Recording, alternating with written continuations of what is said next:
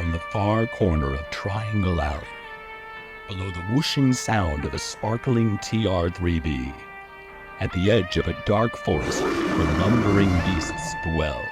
It's Beyond the Beyond with Tanner Rush. Beyond the Beyond, Revolution number 9, Reversed. It's been almost 30 years since we've heard a new Beatles track. The last ones released were Free as a Bird and Real Love in 1995 and 1996. But through the magic of AI and the dude who made Lord of the Rings, we're finally treated to a brand new, semi-psychedelic soft rock ballad that John Lennon originally started to compose almost 45 years ago. I won't go into specifics about how the song was made because that's not what this is about. But I can tell you that it's a nice little ditty recorded by the remaining members of one of the greatest rock bands to ever do it. You can listen to the whole thing in the link provided in the description below. This got me thinking about something I saw on the shelf of a bookstore I once worked in as a young man. It was called The Walrus Was Paul, The Great Beatles Death Clues by R. Gary Patterson, and the premise of the book was that the real Paul McCartney had actually died in a car crash in 1966 and was replaced with a lookalike.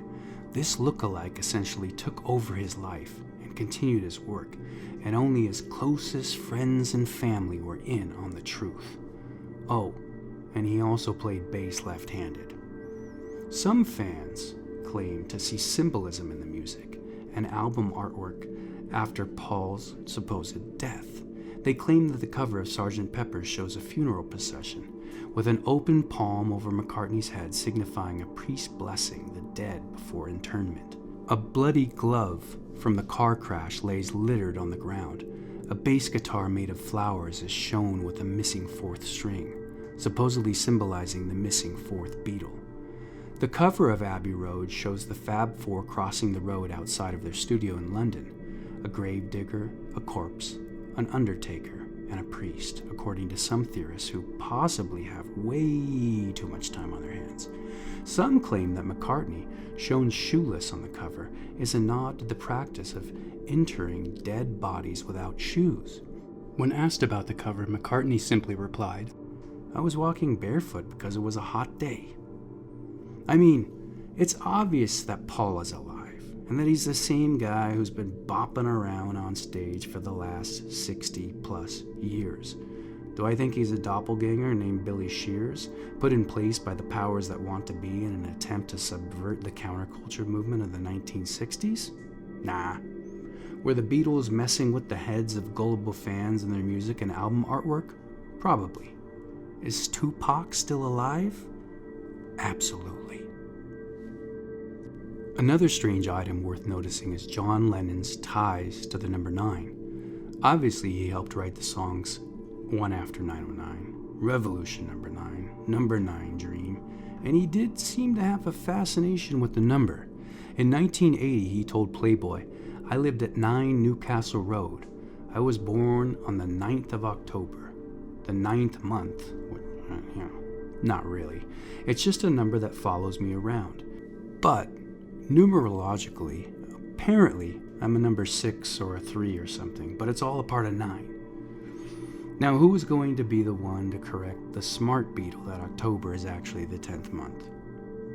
Still, the number did seem to pop up in his life quite often. The Beatles' first appearance on The Ed Sullivan Show was on February 9th. While in Paris in 1964, John received a death threat via telephone that said, "I'm going to shoot you at 9. He left the Beatles after being in the band for 9 years. John met Yoko on November 9th. His son Sean was also born on October 9th. John was actually born at 6:30 p.m., 6 plus 3 equals 9, on October 9th, as I said before. He was murdered at 10:50 p.m. on the evening of December 8th in New York City. The time in Liverpool, however, would have been around 3 a.m. on, you guessed it, December 9th. Are these strange coincidences, or is the simulation theory real, and the very fabric of the universe is made up of code, or numbers, and these numbers have much more significance than we could ever imagine, or maybe even have the capacity to? If I try to fail and succeed, have I failed or succeeded?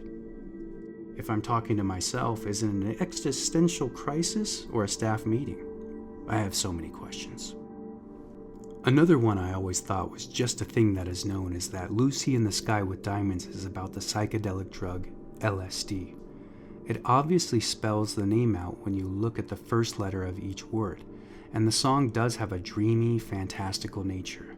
I mean, cellophane flowers, kaleidoscope eyes, and newspaper taxis? Come on, man.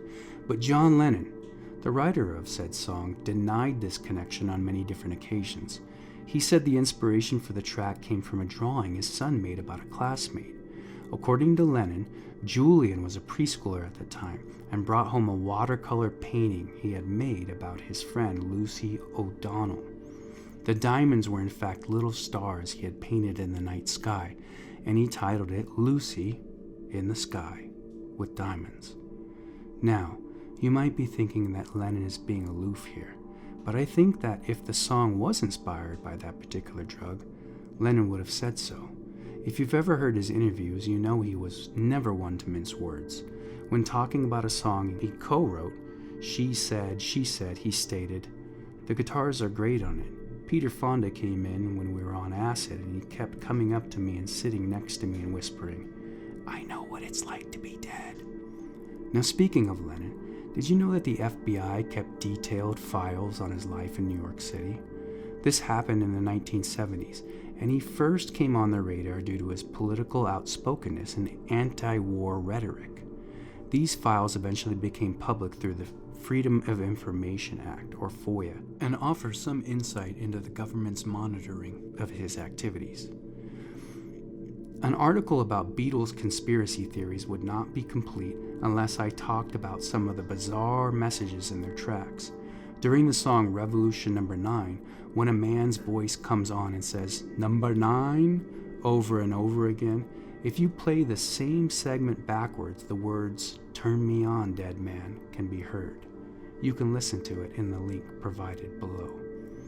Other voices on the same track, when reversed, sound like, "Satan, look at me.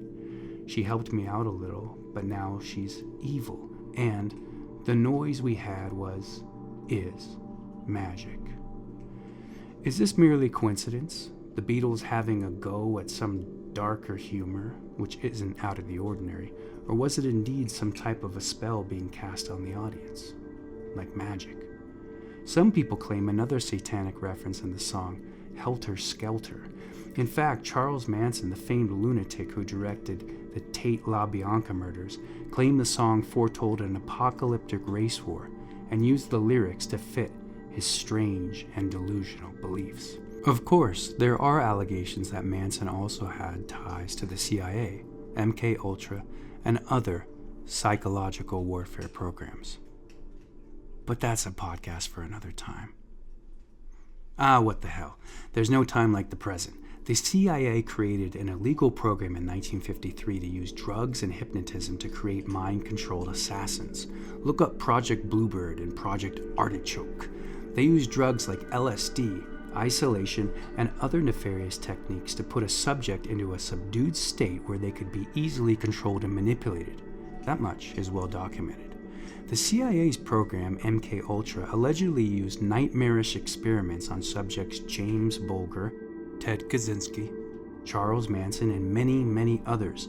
Unfortunately, those files, along with thousands of others, were destroyed shortly after the program was exposed. What's more is that the experiments were often conducted without the knowledge of the individual. How did I get here? I was talking about the Beatles, right? One more strange theory is that John Lennon's assassin, Mark David Chapman, was an unwitting agent of MK-Ultra. Whether or not Chapman was merely a pawn in some larger game, or just a lone nut, remains unclear. There is little evidence to support the former. However, the larger concern should be that a program like this existed in the first place. Supposedly, it was halted sometime in the 1970s, and as stated before, much of the information surrounding the program was either moved or destroyed. While there is no indication that MK-Ultra is still alive, one does have to wonder if programs like this are ever discontinued completely. Excuse me, I'm about ready to put on my remastered 180-gram red vinyl exclusive Sgt. Pepper's LP, snack on some mahogany meats black peppered elk jerky, and spend the rest of the afternoon looking for more clues that Paul was indeed the walrus. Cuckoo-ca-choo.